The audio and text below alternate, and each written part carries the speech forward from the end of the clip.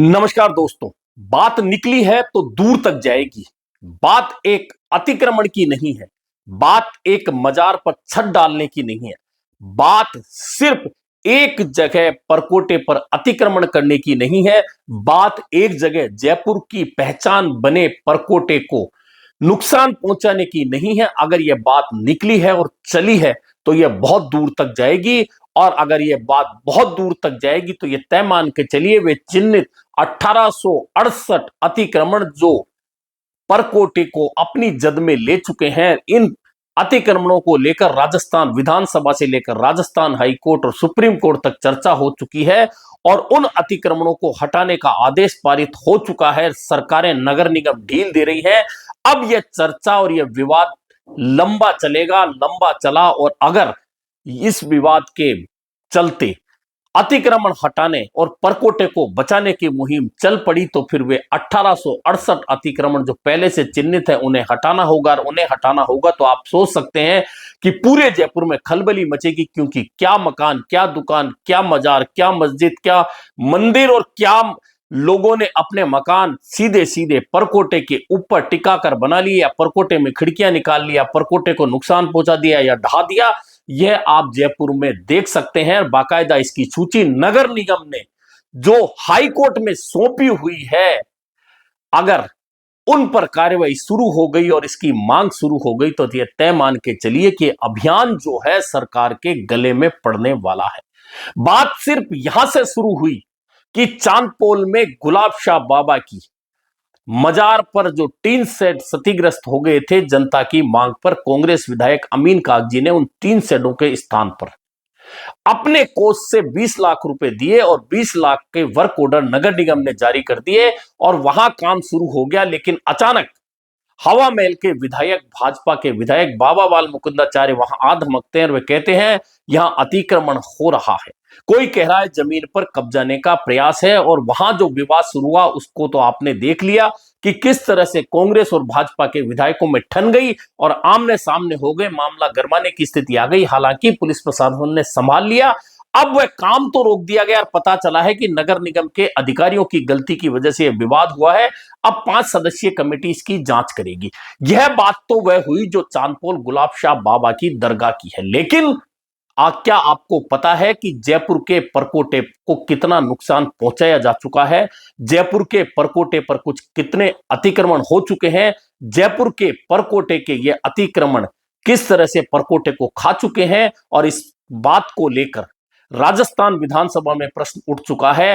Rajasthan high court में इसको लेकर आदेश पारित हो चुका है और इसे लेकर सुप्रीम कोर्ट तक एसएलपी दायर की जा चुकी है, वह खारिज भी हो चुकी है। इसके बावजूद परकोटे पर बने हुए वे तमाम अतिक्रमणों को हटाने की हिम्मत ना सरकार में है ना नगर निगम में। लेकिन अब अगर चर्चा चल पड़ी है तो फिर पुरानी फाइलों पर चर्चा शुरू हो गई है और लोगों में यह चर्चा हो गई है कि निश्चित तौर पर जयपुर की पहचान जो परकोटा बना हुआ है, उस परकोटे पर जितने भी अतिक्रमण हैं उन तमाम अतिक्रमणों को ध्वस्त करना चाहिए और परकोटे को बचाना चाहिए, क्योंकि परकोटा जयपुर की पहचान है। लेकिन इस पहचान पर किस तरह से हथौड़े चले हैं, किस तरह से लोग काबिज हो गए, किस तरह से उस पर व्यापार हो रहा है और परकोटा पूरी तरह से व्यापारिक केंद्रों में बदल चुका है और लोगों ने उस परकोटे को नुकसान पहुंचाकर अपने व्यापारिक प्रतिष्ठान बना दिए हैं।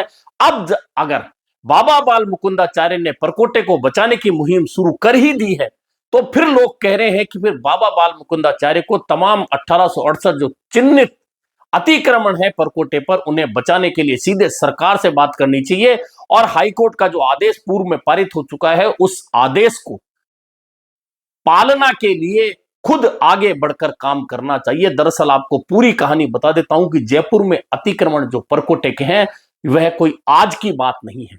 आप गुलाब शाह की जो मजार है चांदपोल में, जहां से यह विवाद शुरू हुआ है, उस विवाद के बिल्कुल नजदीक में परकोटे के गणेश मंदिर है। वह बिल्कुल सटकर बने हुआ मंदिर है परकोटे के, इसलिए उन्हें बोला जाता है परकोटे के गणेश जी। उसके दूसरी साइड आप देख लीजिए तो दुकानें बनी हुई है बिल्कुल परकोटे से सटकर। सामोदिया रेस्टोरेंट कभी हुआ करती थी, वहां से लेकर परकोटे से सटी हुई दुकानें बनी हुई है। फिर आप दूसरी तरफ चले जाइए तो मंडी का एक गेट आता है, चांदपोल पुरानी अनाज मंडी। उस गेट के बाहर एक भैरव जी का मंदिर है, परकोटे से सटा हुआ है। उसके बाद आप चले जाइए, चाहे चांदी की बुर्ज चले जाइए, चाहे आप रामगढ़ मोड़ तक चले जाइए, चीनी की बुर्ज होते हुए चले जाइए, या आप मोहन नगर होते हुए चले जाइए, पुरानी बस्ती होते हुए चले जाइए, आप परकोटा ढूंढेंगे तो आपको परकोटा खोया हुआ मिलेगा, जर्जर मिलेगा, या टूटा हुआ मिलेगा, या उस पर बना हुआ कोई मकान मिलेगा। यह स्थिति परकोटे की है। और इधर आ जाइए तो आप इंदिरा बाजार, नेहरू बाजार, बापू बाजार और संजय बाजार तक परकोटे पर अतिक्रमण मिलेंगे, चार दरवाजा पर अतिक्रमण मिलेंगे। कुल मिलाकर परकोटे की जो स्थिति है, अतिक्रमणों की भरमार है। और आज से 10 साल पहले उस अतिक्रमण जो चिन्हित किए गए थे परकोटे के, उनकी संख्या 2000 के लगभग थी। और उस समय जब हाई कोर्ट में यह मामला गया था, आपको याद दिला दूं कि उस दौरान कालीचरण सर्राफ जो भाजपा के विधायक हैं, उन्होंने तत्कालीन कांग्रेस सरकार के समय एक सवाल पूछा था। तब शांति धारीवाल जो यूडीएच मंत्री थे, इन अतिक्रमणों को लेकर जो जवाब दिया था, आप ध्यान से सुनिएगा उस जवाब को।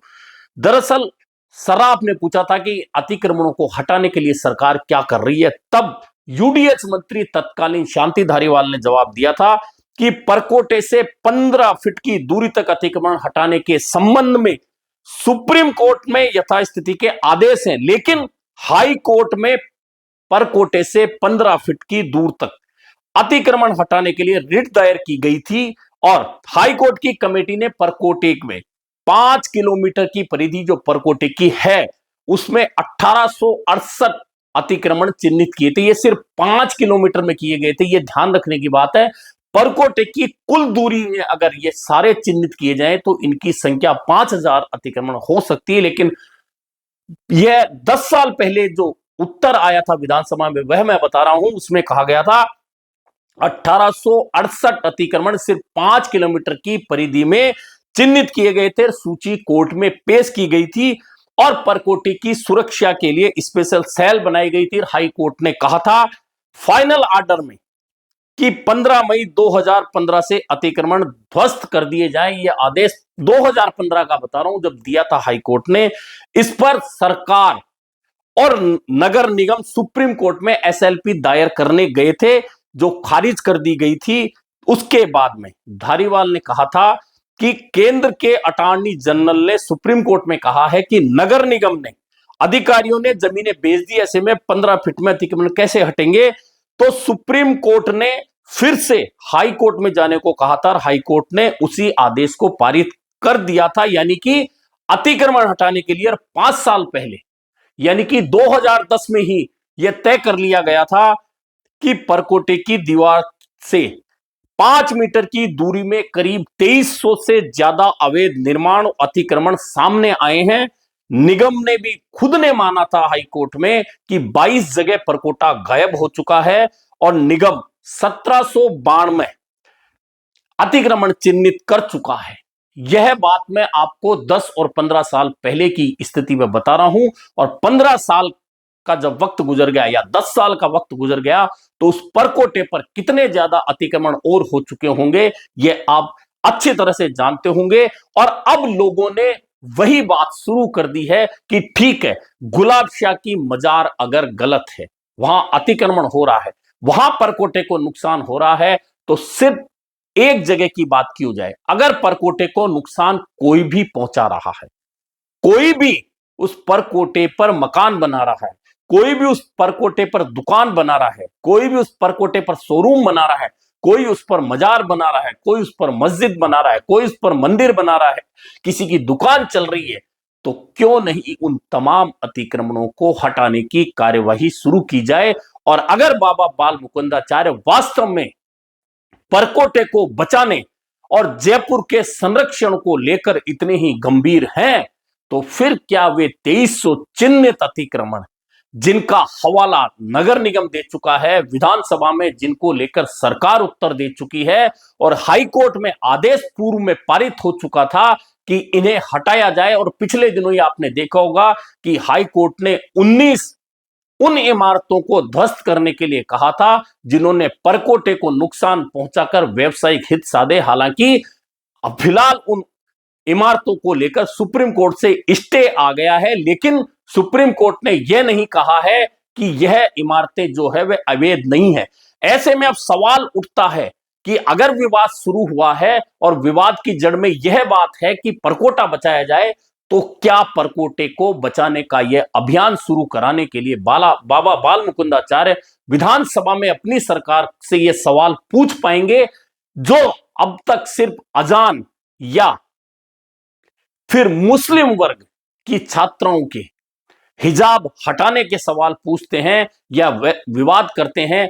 क्या अब बाबा बाल मुकुंदाचार्य आगे बढ़कर, जिन्होंने परकोटे को नुकसान पहुंचाते हुए छत डाली जा रही है जो गुलाब शाह मजार की, उस पर अगर सवाल उठाया है, तो क्या यह माना जाए कि बाबा बाल मुकुंदाचार्य परकोटे को बचाने के लिए गंभीर है? और अगर वे गंभीर है, तो ये जो 2300 अतिक्रमण जो बाजारों में, घरों में, मोहल्लों में जो सटकर बने हुए हैं परकोटे के, क्या उन तमाम अतिक्रमणों को हटाने के लिए आगे बढ़ेंगे? और बढ़ेंगे तो जयपुर की जनता इस बात का स्वागत करेगी, स्वागत ही नहीं करेगी, बाबा को पलकों पर उठा लेगी, क्योंकि जयपुर की पहचान बना यह परकोटा, जो ना सिर्फ जीर्ण शीर्ण हो गया, नगर निगम ने खुद ने कहा है कि 20 जगह तो परकोटा गायब हो चुका है। गायब होने का मतलब कोई आसमान निगल गया या जमीन में समा गया परकोटा। दरअसल 20 जगहों पर इतने बड़े अतिक्रमण हो चुके हैं कि वहां परकोटा नजर आना ही बंद हो गया। और उनमें से अधिकांश अतिक्रमण अगर आप जाकर देखेंगे, तो मोहन नगर से ऊपर चढ़ने के बाद अगर रामगढ़ मोड़ तक जाएंगे, तो आपके सीधे हाथ की तरफ जो परकोटा है, वहां आपको एक नहीं दर्जनों ऐसे मकान नजर आ जाएंगे जिन्होंने परकोटे की दीवार को तोड़कर मकान बना लिए हैं, खिड़कियां निकाल ली हैं, दरवाजे निकाल लिए हैं, और वह सब हवा महल विधानसभा क्षेत्र का हिस्सा आता है। और बाबा बाल मुकुंदाचार्य ने अगर परकोटा बचाने की मुहिम को सिर उठाया है, तो क्या वे अपने क्षेत्र में हुए परकोटे के अतिक्रमणों को हटवाने की कार्रवाई की शुरुआत करेंगे? और उसके बाद में जो तमाम अतिक्रमण परकोटे पर हैं, उन्हें लेकर क्या बाबा बाल मुकुंदाचार्य के साथ में मिलकर सरकार और जयपुर नगर निगम अभियान चलाएगा तो क्या परकोटा अपनी पुरानी शान में लौटेगा, या फिर सिर्फ गुलाब शाह की मजार को लेकर जो विवाद उठा है वह वहीं दफन होकर रह जाएगा? अभी के लिए इतना ही, फिर मिलेंगे नए मुद्दे पर चर्चा के साथ।